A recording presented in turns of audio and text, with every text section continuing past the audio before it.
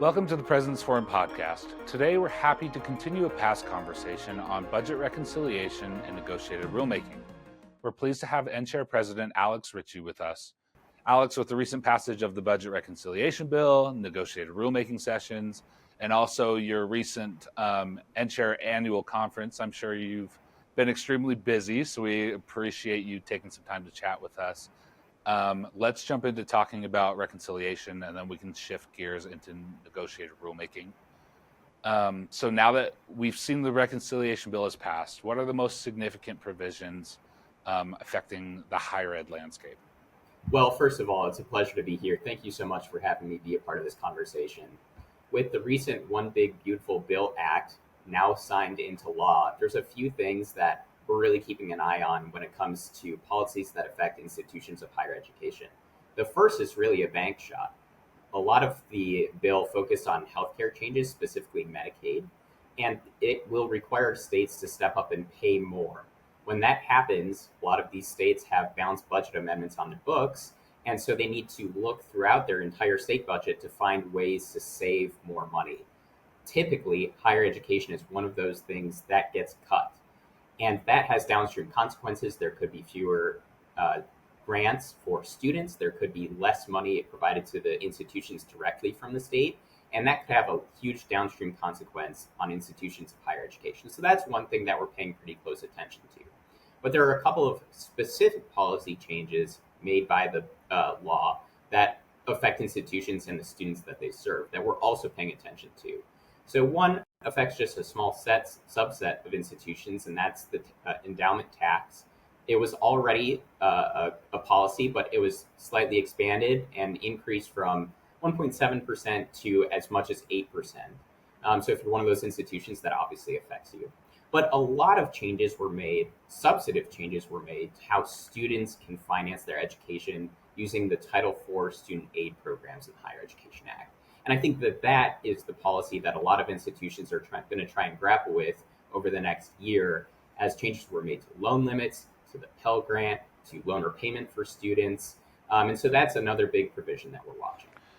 I think that makes a lot of sense, especially it's a good call out to mention that some of the other elements of the big, beautiful bill that will have an impact on state funding in higher ed. That's an important thing to remember. Do you see any implementation challenges or things to expect upcoming for people to keep an eye on? Yeah, there's going to be a lot that will be left to the Department of Education to help interpret. A lot of that is going to be on the student loan repayment side of things. But one thing that institutions of higher education should be preparing for immediately is the new loan limit changes that are effective beginning 2026, July 1, 2026. And those changes are most significant when it comes to how graduate students fund their education. The Grad Plus program, which many students rely on to help them finance their programs up to the cost of attendance, less other aid, is eliminated effective July 1, 2026, unless a borrower already has a loan for their current program of study. Then they get grandfathered in.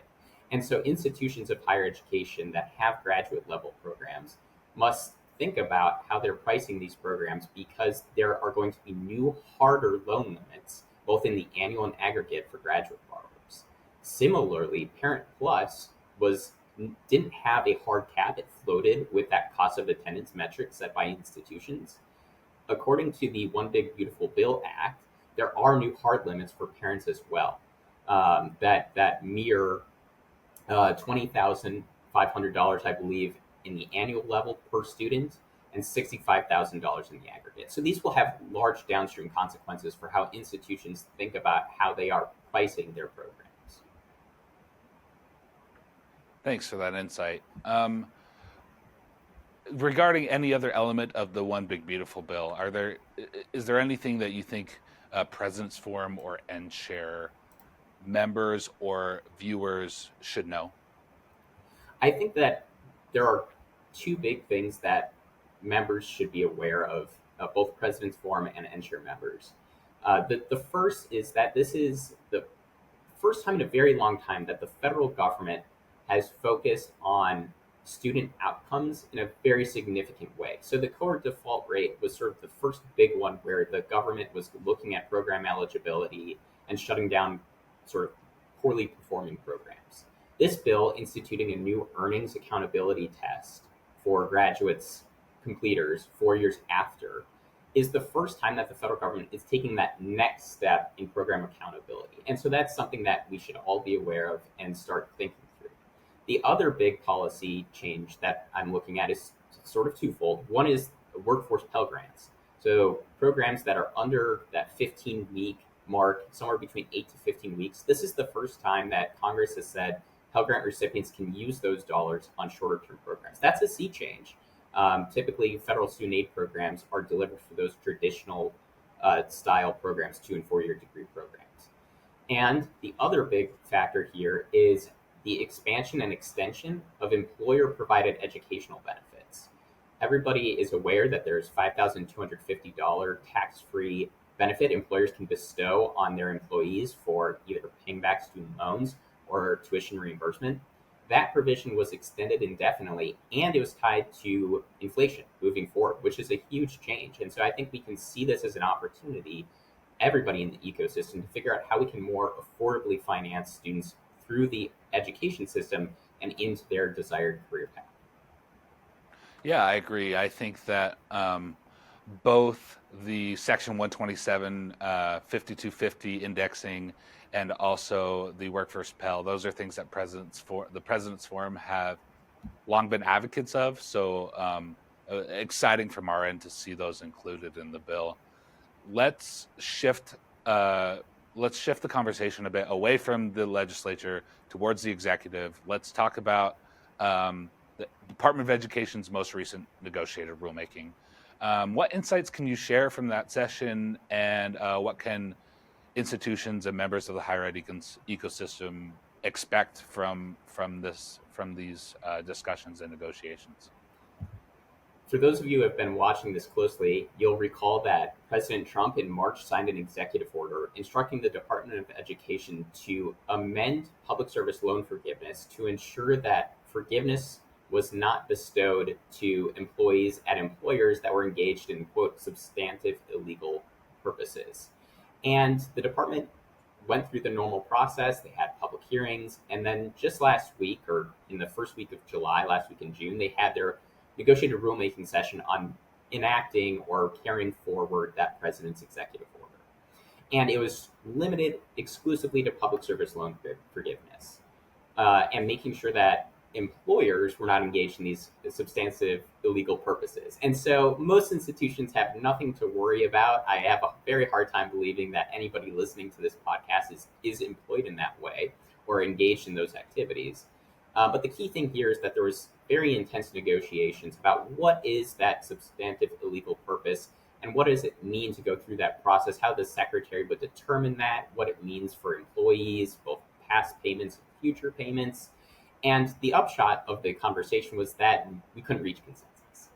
This enables the Department of Education to take all the feedback they got over those 3 days, and they can either include the feedback they got or go their own way. But they now have the freedom to introduce a notice of proposed rulemaking or draft regulation on any line that they want. And so for institutions, for people listening to this podcast, just be aware that there is going to be a rulemaking on PSLF and what qualifies an employer for PSLF. And we're going to have to wait and see what the Department of Education determines. And what does that timeline usually look like from the conclusion of these sessions to some sort of proposal? Timing varies depending on the size of the rule, depending on how many changes the department might be making. But given the indications we got during negotiated rulemaking, it sounds as if this Department of Education wants to move very quickly. I would anticipate seeing a draft rule in the next 30 to 45 days. At that time, there's usually a 30 to 60 day window where the public has to comment or gets to comment. And the Department of Education takes that feedback, responds to every comment, and publishes a final rule. So I would anticipate that this Department of Education will move really quickly, and I would not be surprised if they try and finalize a PSLF rule before October 1 of 2025.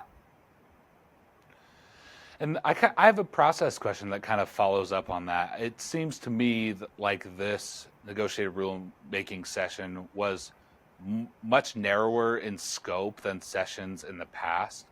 Do you see that becoming a trend, or how do you think that may set a precedent for future sessions with this department and administration? You're spot on. This is atypical. Usually, the Department of Education has 10, 12 different issues that they're negotiating different rule changes on. And it's not just 1 week or 3 intense days, it's 1 week in 3 consecutive months engaging in these very nuanced conversations. This Department of Education did this as a trial run to see if a more limited scope and a quicker pace, just 1 week, would make more sense moving forward. And the jury's still out. This was new for the department as well, but I think that we could anticipate the department doing a lot more of this. I think that they like the speed with which we were able to negotiate on items. And even though we didn't come to consensus, I could see them doing this a lot moving forward, where they just pick one issue, whether it's accreditation, whether it's implementing some of the One Big Beautiful Bill Act changes. I could see them sort of taking a piecemeal approach, focusing on one issue, bringing stakeholders together for one thing, because it helps them get through comments a lot quicker, and it helps them target constituencies that are most impacted by the policy changes. So I think we can see a lot of this moving forward.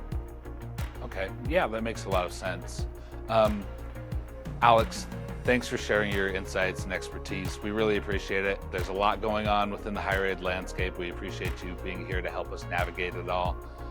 For our listeners, you can learn more about the forum at presidentsforum.org. Please visit NCHAIR, that's NCHER.org as well to learn more about NCHAIR. And Alex, thanks for joining us today. Always a pleasure.